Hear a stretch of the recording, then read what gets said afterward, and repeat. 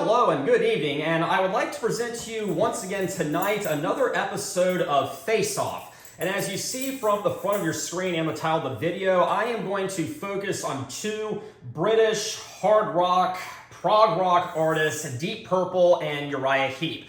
And both were very instrumental in the formation of the heavy metal genre, and some people consider them to be some of the founding members along with Led Zeppelin and Black Sabbath. So that is one of the reasons why I've chosen to compare these two artists. And also another thing about them that I find rather similar is they both have very prevalent and dominant influences by the keyboards or the organs in the form of John Lord mostly in Deep Purple and Ken Hensley, at least for the heyday, in Uriah Heep. So the way this game works is I am going to be comparing every album by Deep Purple to every album by Uriah Heep. So round one will be the first Deep Purple album versus the first Uriah Heep album. I'll declare a winner. Then go to round two, and it'll be the second Deep Purple album versus the second Uriah Heep album. I'll declare a winner. And we'll go all the way until there are no more albums from one of the artists. So I do have a lot of ground to cover tonight.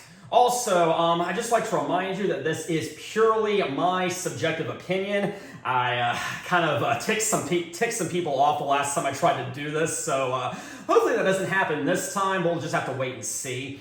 And also, some of these additions do include bonus tracks. I am ignoring bonus tracks. They do not factor into the decision making. So anyways, I need to go ahead and get started or else this is going to take forever. And so round one is going to be Shades of Deep Purple by Deep Purple versus Very Eavy and Very Umble, or Very Eavy, Very Umble by Uriah Heep. And I thought the first Deep Purple album was pretty strong. This is not the classic lineup, by the way. This was Rod Evans on lead vocals, Richie Blackmore on lead guitar, Nick Semper on the bass, John Lord on keyboards, and Ian Pace on the drums. But it does have some fairly decent numbers here with And the Address, nice instrumental opener. Of course, we have the cover of Hush, which you just gotta love that one. One More Rainy Day is okay, but I do love the Prelude, and I'm so glad they kind of go together.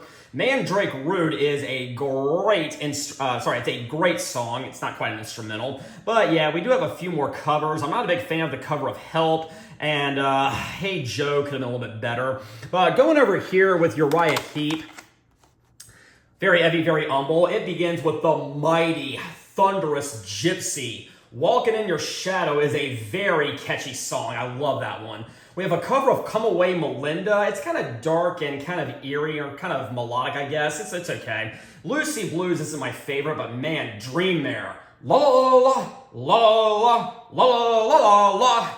The last three songs, Real Turned On, I'll Keep On Trying, and Wake Up Set Your Sights, I think are decent, but they may not be as strong as some of the other material, but man, this is a very heavy album. This is a very hard rockin' album, and it's right up there with the likes of Sabbath and Zeppelin and the best of Deep Purple. I actually rank this as my second favorite Uriah Heep album ever. And to its credit, like I said, I do like Shades of Deep Purple, but we're still kind of in the psychedelic days. This is really before Deep Purple really perfected their sound, and they haven't really quite taken the next step that they would later. And so for that, I am going to give this round to Uriah Heep. So we have 1 round for Uriah Heep and 0 rounds for Deep Purple.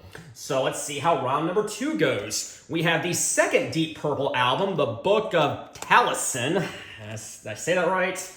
I don't know. Versus Salisbury by Uriah Heep. And I actually ranked this one on my Deep Purple album ranking video a little bit lower than Shades of Deep Purple, but it is still pretty strong. Listen, Learn, Read On is a great opener. It has a great cover of Kentucky Woman, you know, Kentucky Woman, doom, doom, doom, doom, doom, doom, doom, doom. And yeah, I did the best I could. Exposition's all right. It's kind of a prelude, but We Can Work It Out, I do not think is really the best Beatles cover out there. Yeah, they did a lot of covers back then. I'm not sure why. Anthem is all right. River Deep Mountain High is another cover, and I swear, the intro to that song where he's just got this very dark, murky voice and singing about something about a rag doll. And I was like, this is just weird. But man, once that song gets going, it gets going. And it's actually a pretty great closer.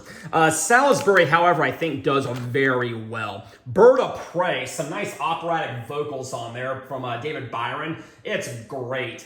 Time to Live is great, but man, Lady in Black, that was a song I was never really all that into initially because it was an acoustic ballad, but the more I listened to it, I was like, man, this is dark, and this is just murky, and those vocals, though, I tried my best there. It's just really great. It's really catchy. I love it, despite the fact that it's acoustic. I also like High Priestess, which, and by the way, Lady in Black and High Priestess are both sung by Ken Hensley for some reason. So yeah, we have that. But man, the title track, it is 16 minutes. I probably could have done without the brass orchestra, but man, it is such a heavy, proggy song. Multi-parts and everything. And guys, I really do love the Book of Taliesyn. And I think it's a great album and everything, but Salisbury really outdoes it here, and so this is going to be another round for Uriah Heep. So we have 2 rounds for Uriah Heep and 0 for Deep Purple. Well, let's see what round 3 has in store for us. We have the Deep Purple self-titled album versus Look at Yourself by Uriah Heep. And honestly, at this point, I think this is probably the weakest Deep Purple album. I mean, you can't go wrong with Chasing Shadows or Lelena. Did I say that right? Why Didn't Rosemary is pretty catchy and everything. I do like Bird Has Flown. April, it sounds too medieval-y, if that makes sense. And not really in a good way. Like, when Richie Blackmore was in Rainbow, he had some very epic and scope and proggy and just flat-out awesome medieval-like numbers. This doesn't really quite reach that height, I guess.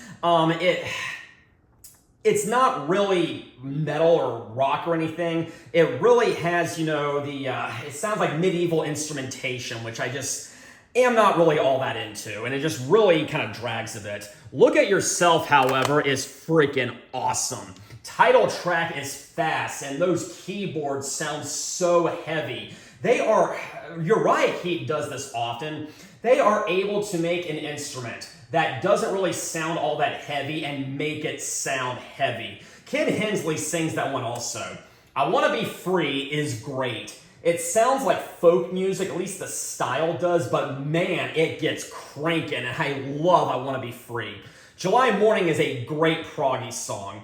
Tears in My Eyes, that is one of the big hits from this album, and it's awesome. It's very hard rocking, and it's got this kind of weird, maybe not weird, but kind of interesting arrangement in the middle where he's just going la la la la la la la la la la la la la, and I did that the best I could, but man, David Byron did some weird things with his vocalization, but it worked out so well. Shadows of Grief, man, another really heavy song, and again, led by the organ, but it just works so well. What Should Be Done is a piano ballad. Probably could have done without that, but Love Machine closes things out very well. So guys, you've probably already figured this one out. I am going to give this next round to Uriah Heep. So we have 3 rounds for Uriah Heep and 0 for Deep Purple. So round number 4 is going to come next, and Deep Purple got quite the shakeup. Rod Evans and Nick Semper are out, and they are replaced by Ian Gillan and Roger Glover for their 1970 album Deep Purple in Rock. And that's going to go against Uriah Heep's Demons and Wizards from 1972. And man, this was such a game changer. This was really the album where Deep Purple started to latch on to the more hard-edged, more hard-rocking sound that Black Sabbath and Led Zeppelin brought about right around this time. This album did come out after the first 2 Zeppelin albums and the first Sabbath album, so the influences are definitely apparent, but man, Speed King, so fast and heavy. Bloodsucker, oh my god, that's awesome. It's like, no! Child in Time. quite possibly my favorite Deep Purple track ever. It is over 10 minutes, but man, it just keeps building and building. And I'm not gonna try to do the vocalization here, but man, once it explodes, and it gets so heavy and so fast. I love it. Love Fly of the Rat. Like Into the Fire. Living Wreck is probably the weakest song on there, but man, Hard Lovin' Man closes it out so well. I don't know if you would call this a metal album, but it was definitely teetering on metal, and it definitely was very influential to metal. Same thing with Demons and Wizards, and I actually ranked this one 4th on my Uriah Heep album ranking video, and a lot of people probably consider this to be the best one. I think the previous 3 were better, but I still really like this one. The Wizard is an acoustic number, but wow, just like before, they made an acoustic guitar sound so heavy. Traveler in Time, you have that little wow, wow, wow, wow, wow guitar going on. It's pretty good. Easy Living is the big hit from this album. You know, easy living, and I've been forgiven since you, I might forget, but yeah, you get the gist there. Poet's Justice is okay. I'm actually not the biggest fan of Circle of Hands. I like it. I don't love it. Same thing with Rainbow Demon. I like it. I don't love it.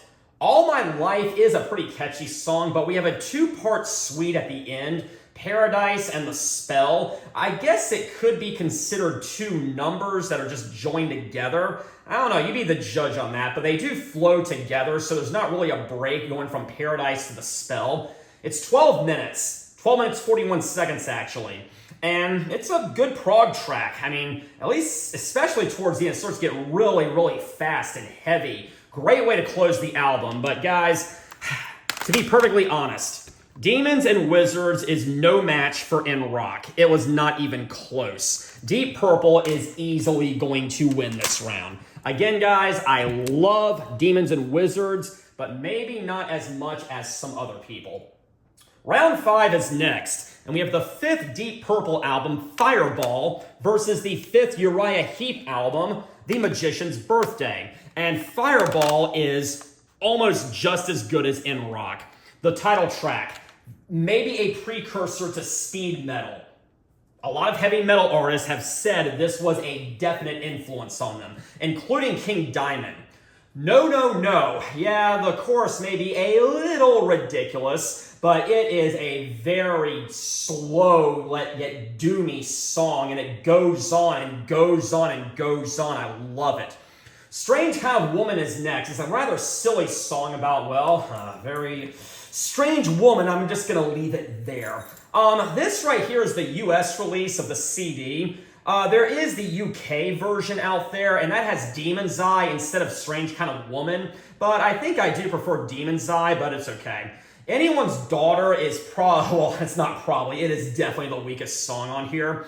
It was an experiment. They tried to do something different. I respect that, but it didn't really work out. The Mule is great. It's got some great instrumentation, some jamming in the middle, and live, man, they really expand this one and give Ian Pace a chance to show off his chops. Fools, I love. It's dark and gothic and doomy. I love it. It goes on for like 8 minutes. No One Came is a very fast rocker that closes things out so well. The Magician's Birthday fares pretty well also. I do love Sunrise, a nice build-up. Spider-Woman is a pretty straightforward rock and roll song. You know, Spider-Woman, do-do-do-do-do. Blind Eye is good. Echoes in the Dark has some folk influences on it. I love it. Rain is a piano ballad. Probably could have done without it, but it's there. Sweet Lorraine is probably the big hit from Magician's Birthday, and it's a pretty catchy song, and man, David Byron is such a talented vocalist, and I think this may be one of his strongest performances. Tales is a little bit soft, but man, the title track is 10 plus minutes, and it's awesome, okay? It is very hard rocking. I probably could have done without that short segment towards the beginning, where he's just going, happy birthday, do-do-do-do. And he's got these kazoos going on in the background. That was kind of silly, but man, after that, it just rocks out all the way to the end, and it's really great. it's definitely teetering on heavy metal. If you think it's heavy metal, great. It may not be. You be the judge there, but regardless, it rocks. But yeah, I love The Magician's Birthday. I ranked it very highly. It's no match for Fireball. Fireball wins this one. 2 rounds for Deep Purple and 3 rounds for Uriah Heep. So round 6 is next. We have Machine Head by Deep Purple versus Sweet Freedom by Uriah Heep. Love both of these songs. This is the Deep Purple album that most people probably consider to be the best one. And Highway Star kicks it off very well. Instant classic, very fast song. And it's very heavy, like I said, and it's just great. I think maybe I'm a Leo is decent, a little bit slower. Pictures of Home is pretty upbeat. Maybe not the heaviest song out there, but still great. I do like Never Before, but I gotta say, guys, the second side of Machine Head really takes the cake. Smoke on the Water, yeah, we know this. Don't, don't, don't, don't, don't, don't, don't, don't, don't, don't. We've heard it a billion times. Overplayed, yes. Great song, yes. Lazy, I love, okay? This is one of those songs that just keep building. But really, Space Truckin' is led by the organ, and it just closes the album out so well. Probably my favorite song from Machine Head. Sweet Freedom does well also. First, we have Dreamer, Dreamer, Dreamer. Stealin' is great. Sounds like more of a cowboy song, but I love it. I do like One Day. The title track, guys. It really reminds me of some rather important moments in my life. I'll just sort of keep it there. But yeah, during a few moments in my life where things were about to change for me, every single time, somehow, Sweet Freedom was in the CD player that I was listening to that day. And it's just always going to have a special place, at least in my heart and everything. It's a great song, though. I do like I Have the Time. 7 Stars is a very silly song. Borderline folk music, but maybe not. But it's good. But man, Pilgrim. That organ sounds so heavy. You know, don, don, don, don, don. And it's a great closer. Very proggy, but very heavy. So yeah, we have 2 great albums by 2 great artists. Which one do I think is better? Machine Head. 3 rounds for Deep Purple. 3 rounds for Uriah Heep. So round 7 is next. We have Who Do We Think We Are by Deep Purple versus Wonderworld by Uriah Heep. And out of that classic era of Deep Purple, this is easily the weakest album, but it's still great and everything. Woman from Tokyo, huge hit. We all know this one. Mary Long is pretty good. I do like Super Trooper. Rat Bat Bat Bat Bat Blue is probably the second best song on here. And I think Our Lady closes out very well. I think there was some inner turmoil within the band between Gillan and some of the other members. Probably Blackmore, and that may have been the reason this wasn't quite as good as the 3 that came before it, but it's still a very classic album. I think Wonderworld's underrated. Yeah, a lot of people rank this one pretty low. I ranked it 7th, which is pretty impressive, actually. Love the title track. Suicidal Man. I tried. Shadow in the Wind. That is an underrated song. It does not get talked about enough. It infuses folk music and hard rock, maybe metal into it, and man, that keyboard is still behind it, giving an extra layer of punch on it. I love it. Something or Nothing is also great. And what else we have in here? I Won't Mind is pretty good. Little unorthodox, but it's good. Dreams closes out very well, okay? It's kind of a dark, haunting number, but it's also very heavy, which I do like. So this is going to be a close one. Which one would I rather listen to? I've got to give this to Who Do We Think We Are? Deep Purple is now in the lead. 4 rounds for Deep Purple and 3 rounds for Uriah Heep. So we have another change-up within Deep Purple. Ian Gillan and Roger Glover are out, and David Coverdale and Glenn Hughes are in, and we have Burn in 1974. And with Uriah Heep, Gary Thane is out, and John Wetton is in for Return to Fantasy. Burn. I know this doesn't have the classic lineup. I know it doesn't have Ian Gillan on it. It's freaking awesome.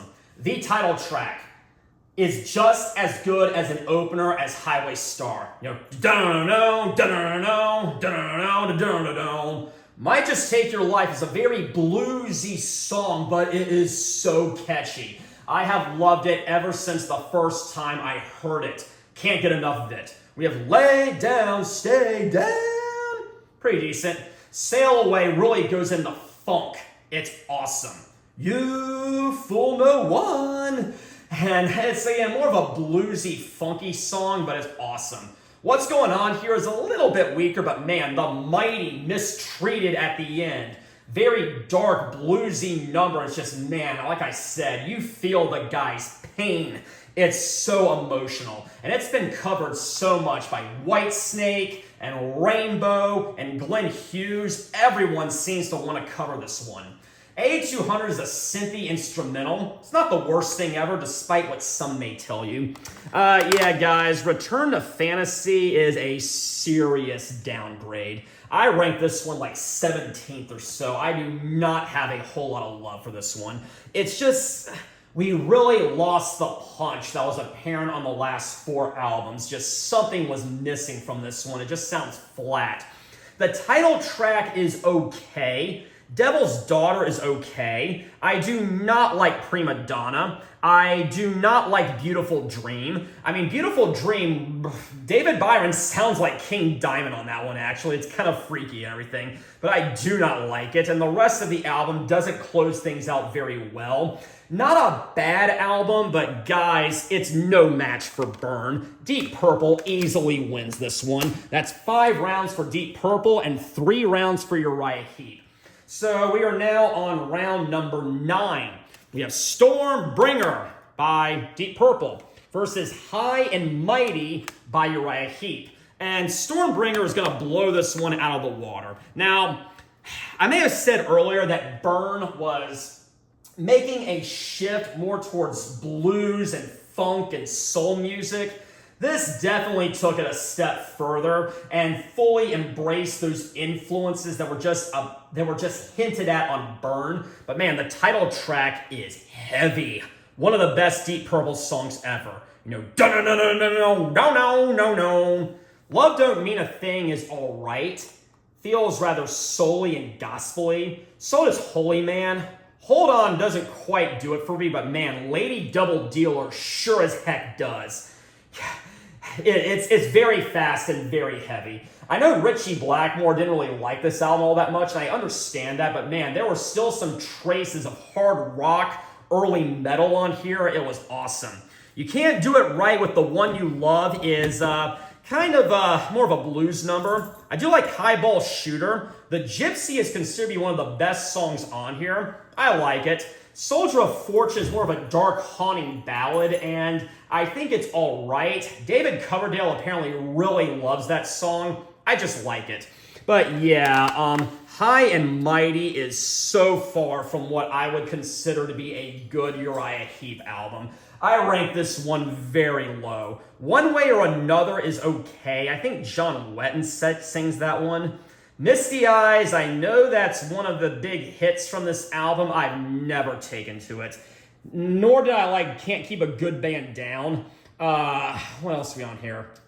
Woman of the World is all right, but yeah, guys, Deep Purple easily wins this one. We have 6 rounds for Deep Purple and 3 rounds for Uriah Heep. Sorry, this was around the time Uriah Heep was starting to fall apart, and Deep Purple, well, they were having a rough time, but they were still hanging pretty strong. So the next round is Come Taste the Band by Deep Purple versus Firefly by Uriah Heep. And this is the one and only Deep Purple album that has neither Ritchie Blackmore nor Ian Gillan on it. No, we've got David Coverdale, Tommy Bolin, Glenn Hughes, Ian Pace, and John Lord. And this fully embraced funk and blues. And I still think it's pretty awesome. I have actually really liked this album ever since the first time I heard it. I know this one is one that really falls through the cracks, and I think that's a definite shame.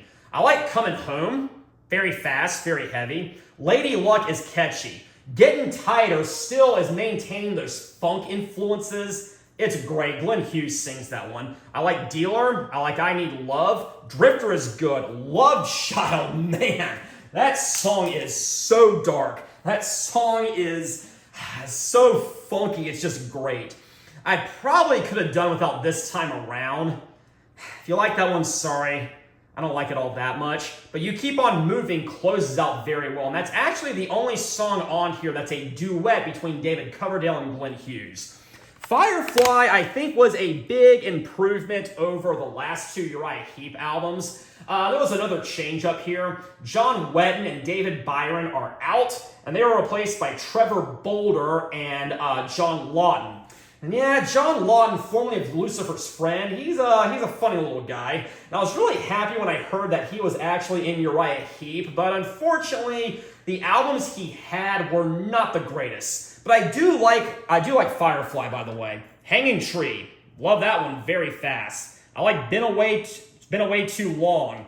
Wise Man is not my favorite, but I do like Do You Know. I do like Sympathy. Firefly, the title track, is a great way to close the album. And that one was sung by Ken Hensley. So overall, both of these are kind of middle of the road, I'd say. Come Taste the Band is better. 7 rounds for Deep Purple, 3 for Uriah Heep. So let's check out what the next round has for us. And by the way, after Come Taste the Band, there was an 8-year hiatus. No, a 9-year hiatus. The band broke up, everyone went on their separate ways and went into other artists. David Coverdale, Ian Pace, and John Lord ended up in Whitesnake. And the other guy, well, Tommy Bolin, tragically passed away, and Glenn Hughes went on to other projects. But they reformed in 1984. The Mark II lineup, the classic lineup, and we got Perfect Strangers by Deep Purple. And we had the next Uriah Heep album with John Lawton on it, and that was Innocent Victim. And I know a lot of people really love Perfect Strangers. I like it. I think it's a great album. I don't think it's up there with their classic material, but I love it. I love Knocking at Your Back Door. Took me a while to get that, but I get it now. Very epic in scope, very proggy number. It's like 7 minutes or so.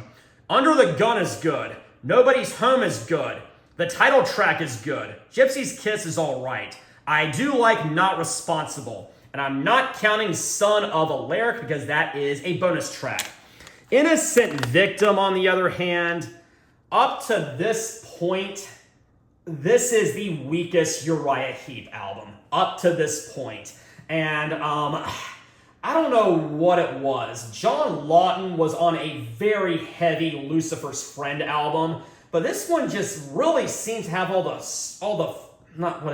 punch and the aggression that was on some of the previous albums just sucked out of it. Even in comparison to Firefly. And they really seem to be going more towards a soft rock, kind of bluesy, soul-y sound. And I know Deep Purple did something similar to that, just Deep Purple did it a whole lot better. I don't mind Keep On Riding. Free and Easy is all right. Actually, Free and Easy is probably the heaviest song on here. Free Me, not so keen on that one. Nor do I like Cheat and Lie all that much. It's not a bad album, but it's definitely not at the standards of classic Uriah Heep. So you've probably guessed by now, Perfect Strangers easily wins this round. And so we have 8 rounds for Deep Purple, 3 rounds for Uriah Heep. So round 13 is next, and that is going to contain the House of Blue Light by Deep Purple versus Fallen Angel by Uriah Heep. So I want to conquer or tackle Deep Purple first. I want to conquer House of Blue Light first. And I think what my big problem on this album is the production.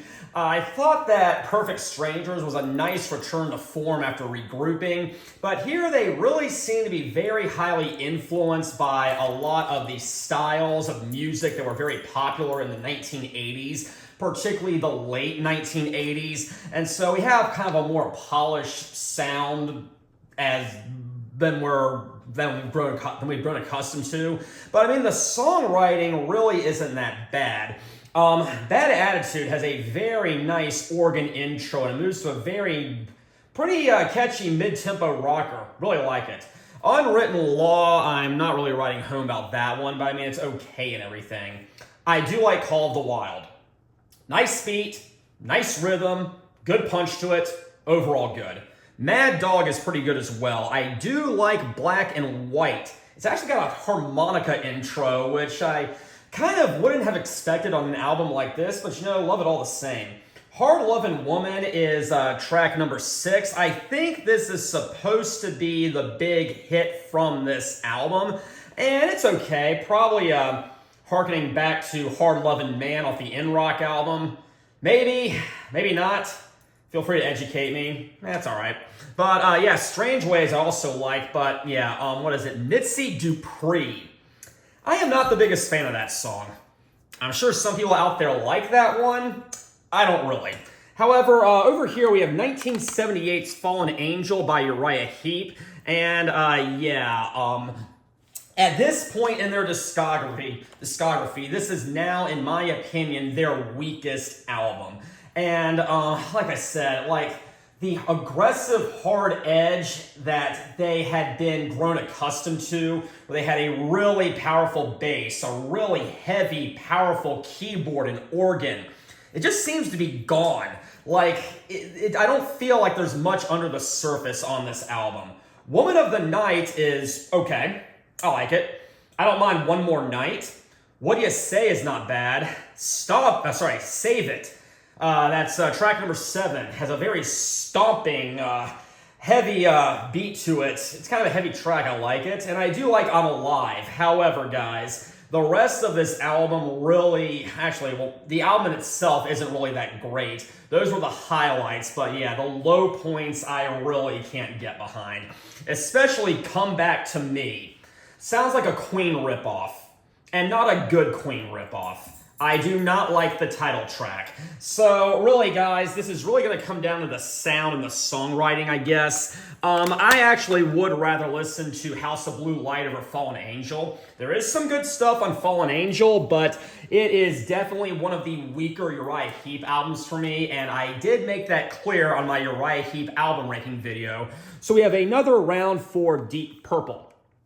So the next round is going to be the next album by both artists. We have 1990s Slaves and Masters by Deep Purple versus 1980s Conquest by Uriah Heep. And man, two of the weakest albums by both artists. This is kind of painful.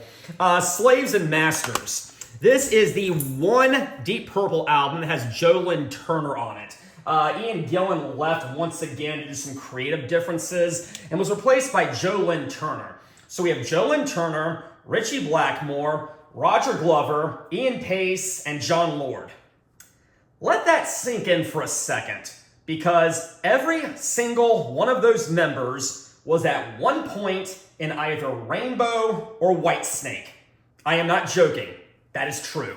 And Joe Lynn Turner, he is a great vocalist. He did some great stuff in Rainbow, particularly the Straight Between the Eyes album. I don't think he was really the best fit for Deep Purple. When Rainbow was adopting that sound, they really seemed to be moving in more of a pop rock direction, and I just don't think it really jives so well here, and this album really sounds a lot more like a Rainbow album. But I don't mind King of Dreams. I like Fire in the Basement. I like Fortune Teller. I like Too Much Is Not Enough. Pretty punchy rocker. But overall, guys, the album is not that much to write home about. I'm really not a very big fan of this one. And yeah, Love Conquers All is a very out-of-place ballad attempt, I guess. However, that is really more than I can say for Conquest. This was really the point where Uriah Heep was just falling apart. Okay, John Lawton was out and replaced by John Sloman. Yeah. Nick Box is still around. Trevor Boulder is still around. Lee Kerslake is out and is replaced by Chris Slade, who later ended up in AC/DC. And tragically, guys, this would be the last album with Ken Hensley on it. And I am so sorry that he had to go out this way. There aren't many positive things I can say about this album.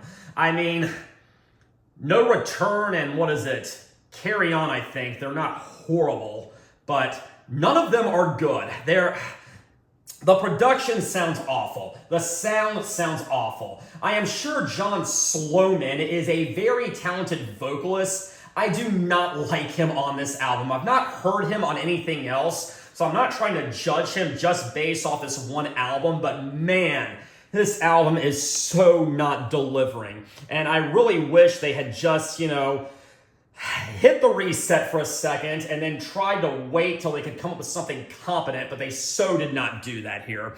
I would much rather listen to Slaves and Masters over Conquest. This round goes to Deep Purple once again. So we're now in the 14th round, and it's going to be 1993's The Battle Rages On by Deep Purple versus 1982's Abominog by Uriah Heep.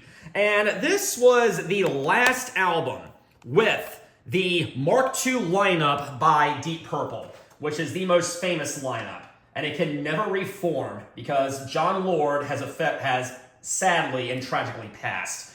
This has a pretty interesting production on it. I've noticed the sound from the beginning. It is heavy. It's a very heavy album, but the sound, it's kind of hard to explain, but no other Deep Purple album has a sound like this, so I thought that was very, very interesting. The title track is good, decent mid-tempo rocker. I like Lick It Up, the second track, pretty groovy and swinging, obviously very sleazy. I mean, it's called Lick It Up. I think Anya is supposed to be one of the big hits from this album, track 3. It's decent. I don't mind Talk About Love. Ramshackle Man is a pretty hard rocker, got some great keyboards in it. I like A Twist in the Tail, fast and enjoyable. And then it closes with One Man's Meat. Yep, closing it out with leaving very little to the imagination. However, guys, I like The Battle Rages On. I freaking love Abominog. This was the album that I really was wishing they had previously released instead of Conquest, but we got it all the same. John Sloman is out and replaced with Peter Goldby. Yeah. Nick Box is still around. Who is it? Trevor Boulder is out, replaced with Bob Daisley. Chris Slade is out, replaced once again with Lee Kerslake. And then Ken Hensley is gone and replaced with John Sinclair. So Nick Box was the only member who was on the previous album, so we had quite the shakeup on this one. And this one really goes all out heavy metal, and I love it. Does it sound like their 70s work with David Byron? No.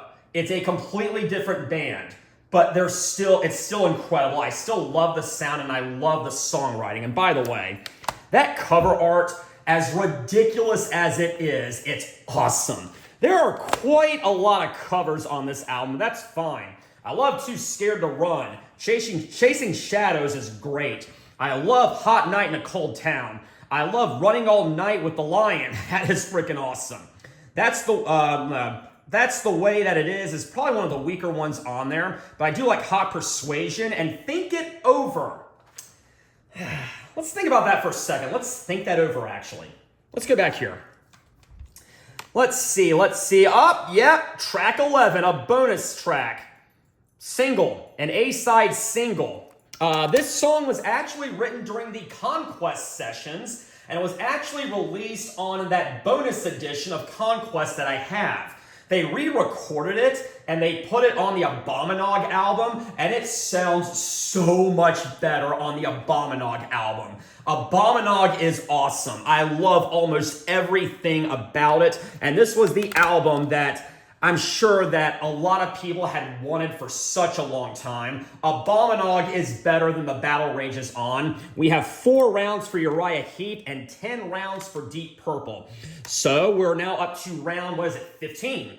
We have Perpendicular by Deep Purple versus Head First by Uriah Heep. And guys, unfortunately, over here with Deep Purple, Richie Blackmore is now out. And he was replaced with Steve Morse, who was with the band from 95, 96 or so to just recently.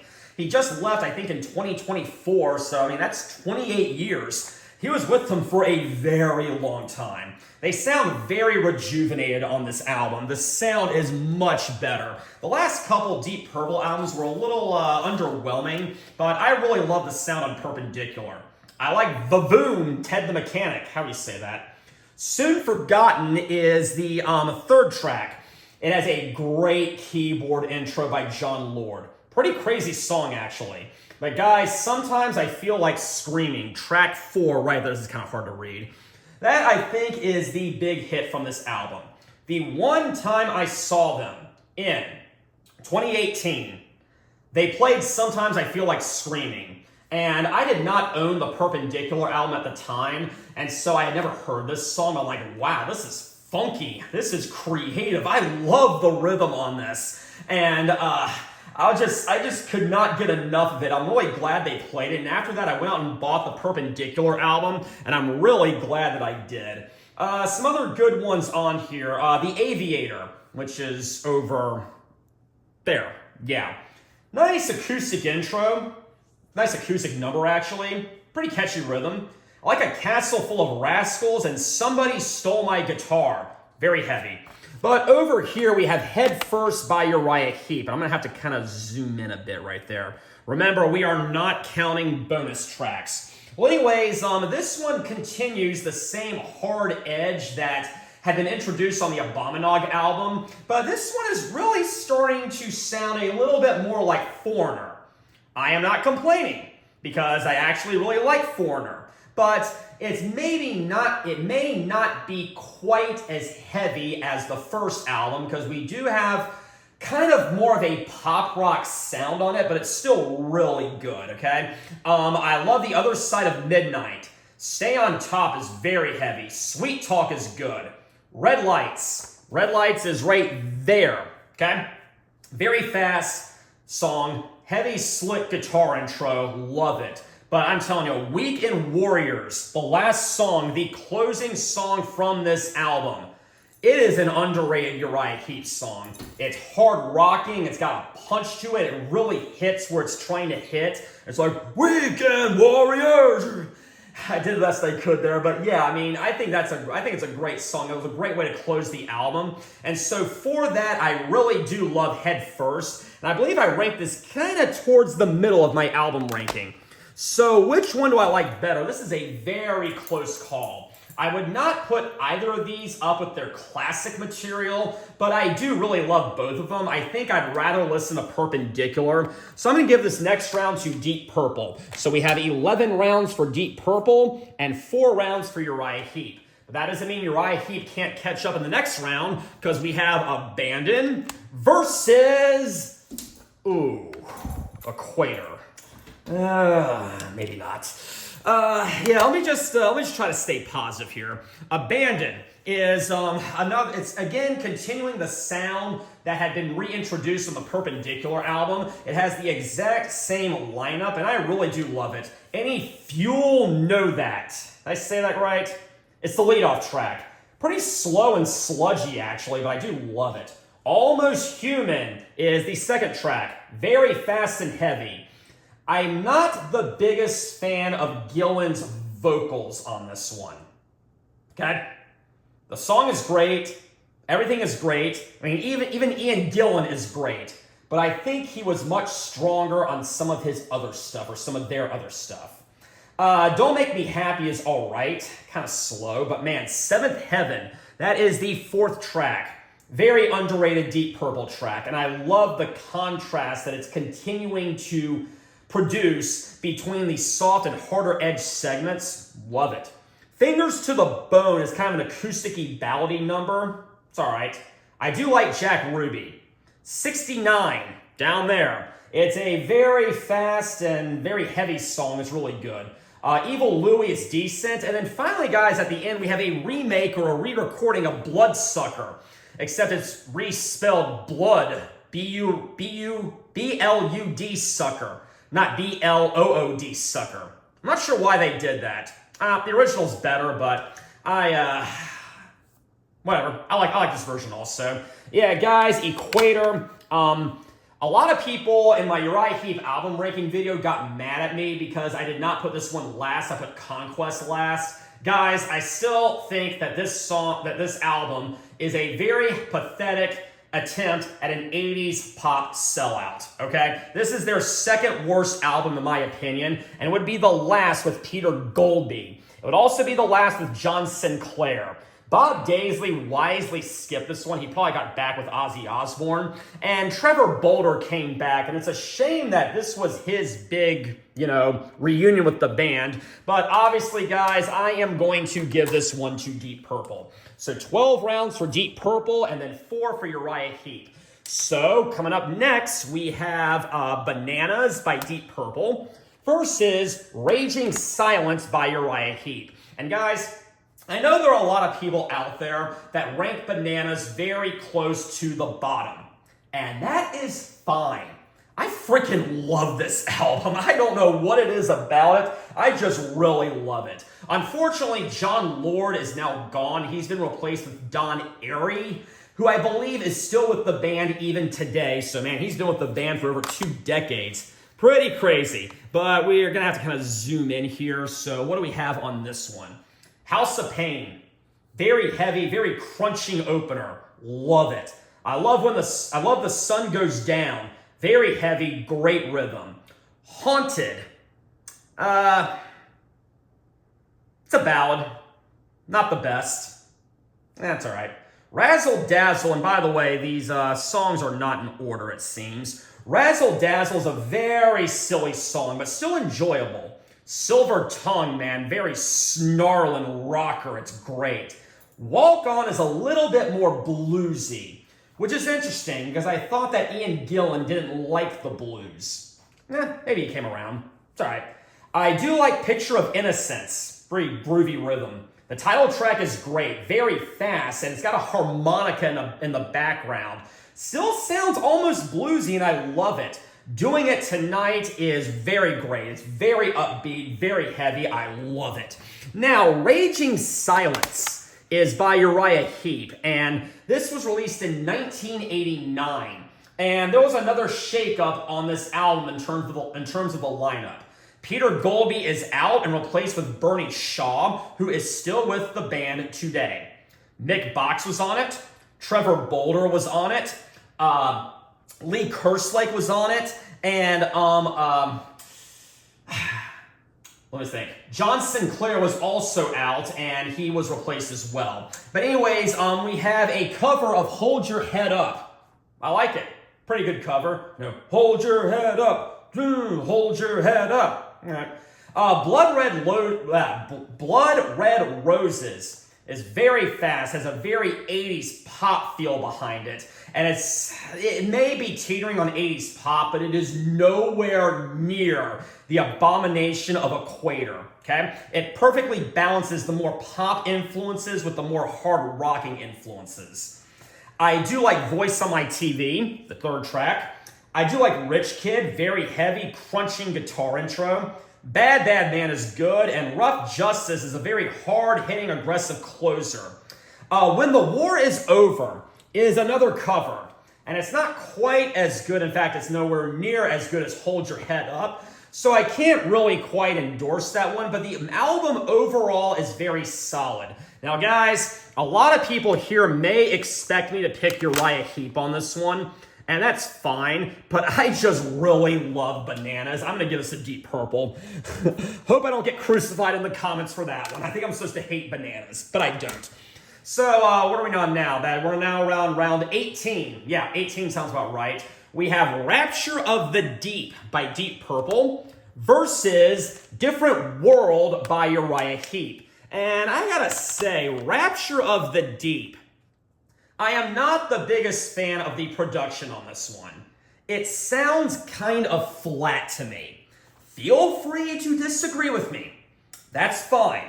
I'm just not the biggest fan of the production. It doesn't have as much of a punch as I would want. I do like Money Talks, mid-tempo. Production is still struggling and it's kind of flat, but it's not a bad song. Wrong Man is a very heavy rocker. I do like that one. Kind of mid-tempo though. I do like the title track and that riff, man, that rhythm is just great. I think I did that right. I tried. What else do we have? Clearly Quite Absurd. More of a ballad, not the best. Back to Back is track number 7. It is a pretty heavy rocker. I like this one much better.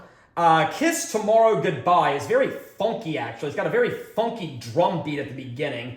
Love it. Song maintains the rhythm. I love it. Junkyard Blues is kind of disposable. Before Time Began is probably one of the more proggy songs on here. It's okay. It's a pretty good closer.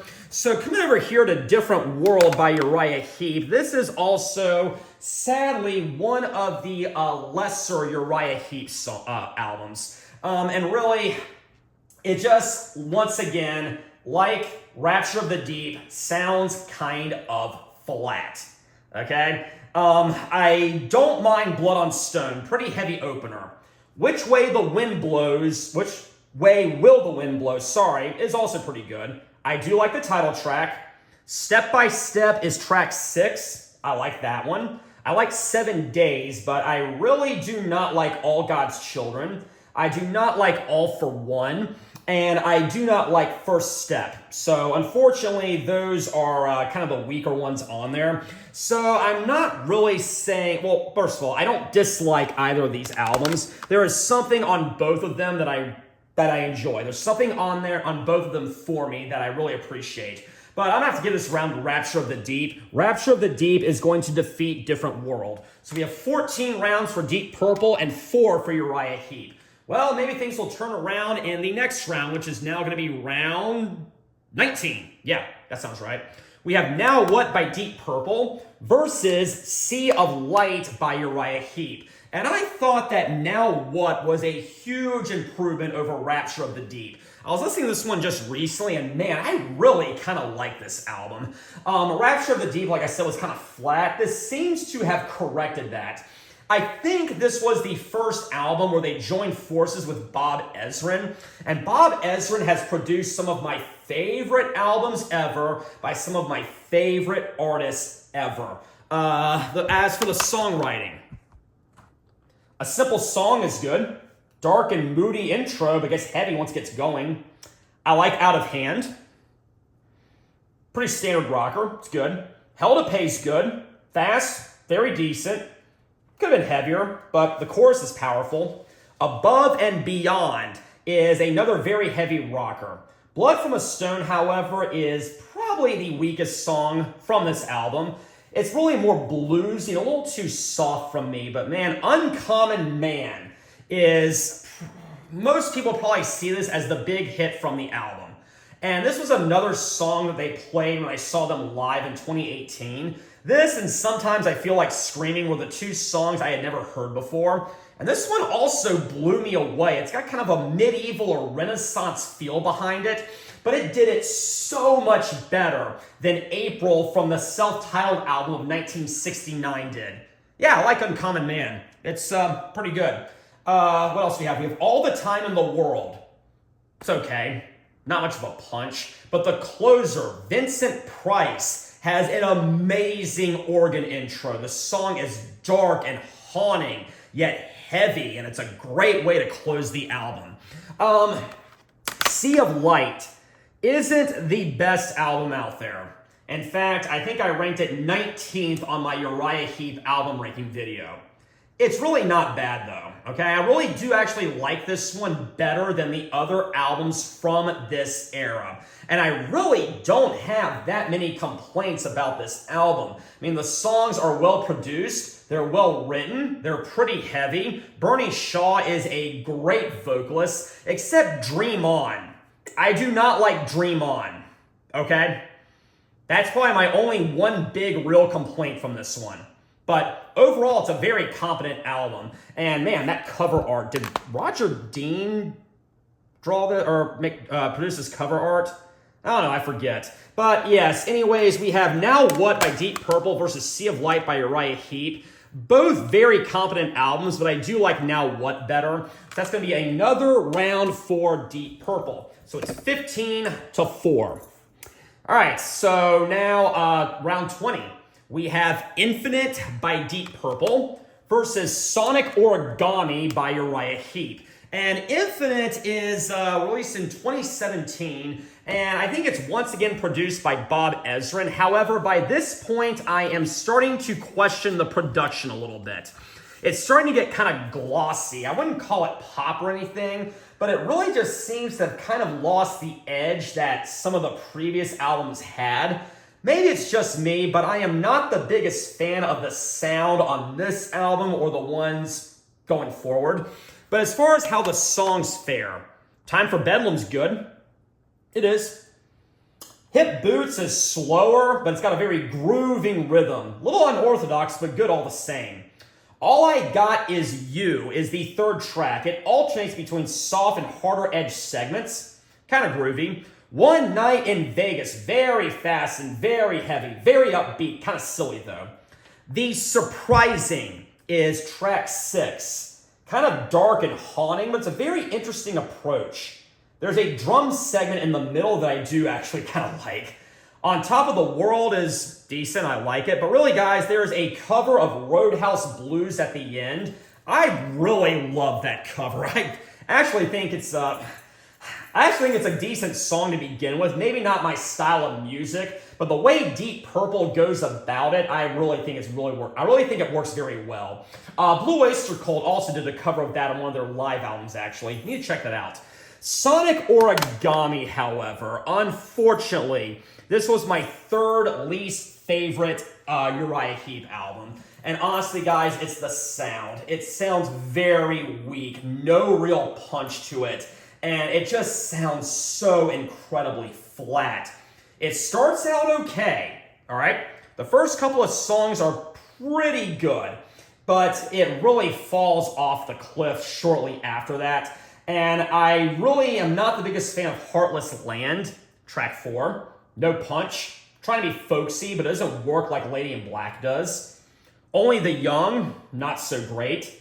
In the Moment, Shelter in the Rain, Across the Miles is not good. And ooh. The Golden Palace, the album closer, that is really not getting it done. I am sorry. So this is going to be another round for Deep Purple. We have 16 rounds for Deep Purple and then 4 for Uriah Heep. So we're now going to come to the next album, 2020's Whoosh by Deep Purple versus 2007's Wake the Sleeper by Uriah Heep. And Whoosh is kind of more of the same, actually. It sounds very similar to Infinite, which was the last album, and I think it's good for what it is. Throw My Bones is good. The opener, pretty upbeat rocker, pretty catchy. Drop the Weapon has a good opening guitar riff, some great keyboards, trying to be reminiscent of the early days. We're All the Same in the Dark. Again, seems to be trying to return to the sound of the days or the era that made them famous. Rhythm is good, I like it. But I'm not the biggest fan of Nothing at All. Sounds kind of whiny. No Need to Shout is another very fast, heavy rocker. Like it, good punch to it. What the What is the first song from Act 2, okay? Seems to be more like a 50s rock and roll song. All right, okay. The Long Way Round is also good, and I also like Man Alive. There's a remake of And the Address at the bottom, the last track, which is an instrumental. It was off of Shades of Deep Purple. And when I first heard this, I was like, man, is this going to be the last Deep Purple album Are they trying to end it the way they started? Turns out they didn't. I'm glad they didn't, but still, that was whoosh. However, guys, Wake the Sleeper is the comeback album of all comeback albums, okay? This was still mostly the same lineup from the last album, except Lee Kerslake is now out. This album is great. You guys really need to hear this if you have not heard it. The title track is awesome. Overload is awesome. Tears of the World is awesome. Light of 1,000 Stars is awesome. Heaven's Rain, Book of Lies, Ghost of the Ocean, Shadow, War Child, all great. The only ones I'm really not that crazy about are Heaven's Rain and Angels Walk With You. But guys, Wake the Sleeper blows whoosh out of the water. Uriah Heep very easily wins this round. We have 5 rounds for Uriah Heep and 6 rounds for Deep Purple. Guys, if you have ignored this era of Uriah Heep, if you have not heard their 5 most recent albums, you need to. It is probably the second best era of the band, aside from the initial David Byron era. You really need to hear it. Totally different band. Only Nick Box is the only remaining member, but still, it's great all the same. So now we have Turn Into Crime by Deep Purple versus Into the Wild by Uriah Heep.